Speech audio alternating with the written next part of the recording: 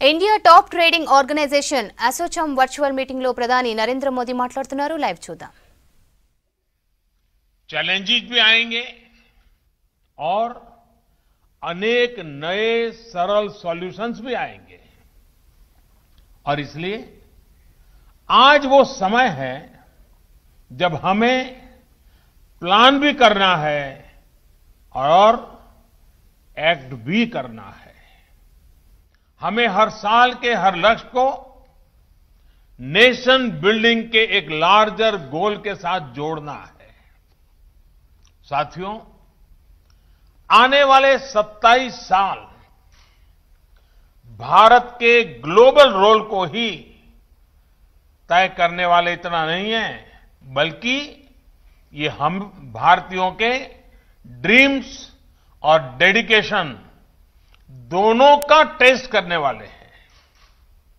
ये समय भारतीय इंडस्ट्री के रूप में आपकी कैपेबिलिटी, कमिटमेंट और करेज को दुनिया भर को हमें एक बार विश्वास के साथ दिखा देना है.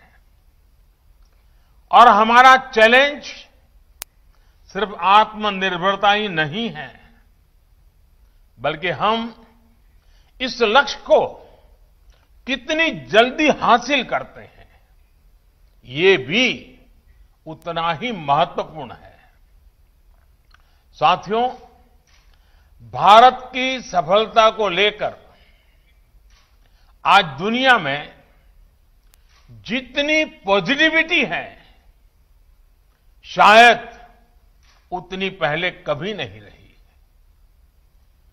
ये पॉजिटिविटी आई है 130 करोड़ से ज्यादा भारतीयों के अभूतपूर्व आत्मविश्वास से. अब आगे बढ़ने के लिए भारत नए रास्ते बना रहा है, नई ऊर्जा के साथ आगे बढ़ रहा है. साथियों, हर सेक्टर के लिए सरकार की नीति क्या है, रणनीति क्या है, पहले और अभी में क्या बदलाव आया है, इसको लेकर बीते सेशन में सरकार के मंत्रियों और दूसरे साथियों ने आप सबके साथ विस्तार से चर्चा की है. एक जमाने में हमारे यहां जो परिस्थितियां थी, उसके बाद कहा जाने लगा था, वाई इंडिया.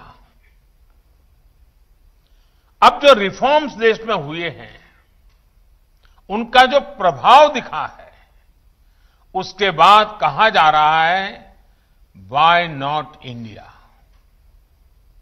अब जैसे पहले कहा जाता था कि जब टैक्स रेट इतने ऊंचे हैं तो वाई इंडिया, आज यही लोग कहते हैं कि जहां सबसे अधिक कॉम्पिटिटिव टैक्स रेट्स हैं तो वाई नॉट इंडिया. पहले रेगुलेशंस और रूल्स का जाल था तो स्वाभाविक रूप से चिंता के साथ निवेशक पूछते थे, वाई इंडिया. आज वही कह रहे हैं कि लेबर लॉ में ईज ऑफ कॉम्प्लायंस है तो वाई नॉट इंडिया.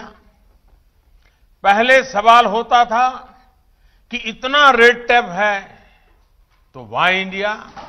अब वही लोग जब रेड कारपेट बिछा हुआ देखते हैं तो कहते हैं, वाई नॉट इंडिया.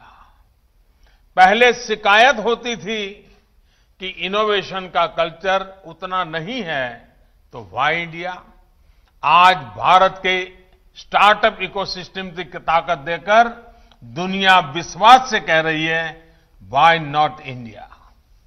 पहले पूछा जाता था कि हर काम में इतना सरकारी दखल है तो वाई इंडिया. आज जब प्राइवेट पार्टिसिपेशन पर भरोसा किया जा रहा है, विदेशी निवेशकों को एनकरेज किया जा रहा है, तो वही लोग पूछ रहे हैं, व्हाई नॉट इंडिया? पहले शिकायत थी कि डिजिटल इंफ्रास्ट्रक्चर के अभाव में काम संभव नहीं, तो व्हाई इंडिया? आज जब इतना आधुनिक डिजिटल इकोसिस्टम हमारे यहां है, तो सेंटिमेंट है व्हाई नॉट इंडिया? साथियों, नया भारत अपने सामर्थ्य पर भरोसा करते हुए, अपने संसाधनों पर भरोसा करते हुए आत्मनिर्भर भारत को आगे बढ़ा रहा है। और इस लक्ष्य की प्राप्ति के लिए मैन्युफैक्चरिंग पर हमारा विशेष फोकस है। मैन्युफैक्चरिंग को बढ़ावा देने के लिए हम निरंतर रिफॉर्म्स कर रहे हैं। रिफॉर्म्स के साथ साथ रिवॉर्ड्स को आज देश की नीति का अहम माध्यम बनाया गया है। पहली बार 10 से ज्यादा सेक्टर्स को एफिशिएंसी और प्रोडक्टिविटी आधारित इंसेंटिव के दायरे में लाया गया है। मुझे खुशी है कि बहुत कम समय में ही इसके पॉजिटिव रिजल्ट भी देखने को मिल रहे हैं। इसी तरह बेहतर कनेक्टिविटी, बेहतर सुविधाएं और लॉजिस्टिक को कॉम्पिटिटिव बनाने के लिए चल रहे सब प्रयास भी इंडस्ट्री के लिए रिवॉर्ड ही है। हमारे लाखों एमएसएमई के लिए चाहे उसकी परिभाषा को बदलना हो, क्राइटेरिया में बदल लाना हो, सरकारी कॉन्ट्रैक्ट्स में प्रायोरिटी हो, या फिर लिक्विडिटी से जुड़ी समस्याओं का हल करना हो, ये भी बहुत बड़ा प्रोत्साहन ही है। साथियों, देश आज करोड़ों युवाओं को अवसर देने वाले एंटरप्राइज और वेल्थ क्रिएटर के साथ है। आज भारत के युवा इनोवेशन के स्टार्टअप दुनिया में अपना नाम बना रहे हैं। सरकार की एक एफिशिएंट और फ्रेंडली इकोसिस्टम बनाने के लिए निरंतर कोशिश जारी है। अब एसोचैम जैसे एसोसिएशन को, आपके हर मेंबर को भी ये सुनिश्चित करना है कि इसका लाभ लास्ट माइल तक पहुंचे। इसके लिए इंडस्ट्री के भीतर भी आपको रिफॉर्म्स को एनकरेज करना होगा।